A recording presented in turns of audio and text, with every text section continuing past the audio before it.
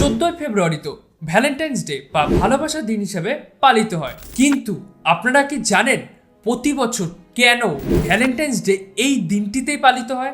সালটা তখন 400 খ্রিস্টপূর্বাব্দ আর জায়গাটা হলো প্রাচীন রোম। ফেব্রুয়ারি মাসের মাঝামাঝি এলে লুপাকালিয়া বলে এক প্রেমের উৎসবে মেতে ওঠে সেখানকার তরুণ তরুণীরা। চলতো প্রেম নিবেদন, নাচ গান আর আমোদ প্রমোদ। এর পরের সময়টা হচ্ছে 300 খ্রিস্টাব্দ।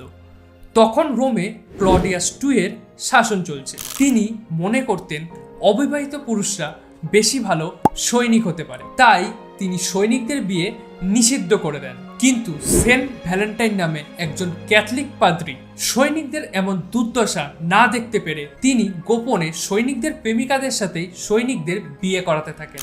এই ঘটনাটি সম্রাটের কাছে ধরা পড়লে সেন্ট ভ্যালেন্টাইনকে গ্রেপ্তার করা হয় ও তাকে মৃত্যুদণ্ড দেওয়া হয়।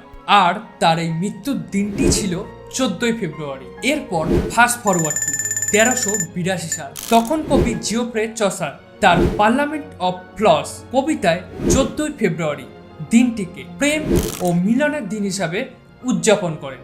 এখান থেকেই এই দিনে মধ্যযুগীয় ইউরোপে জনপ্রিয় হলো প্রেমপত্র বিনিময় এবং আমরা আমাদের তৎকালীন ভ্যালেন্টাইন্স ডের ধারণা পেলাম। আর এরকমই আরো অজানা তথ্য জানতে আমাদের সঙ্গে যুক্ত থাকুন।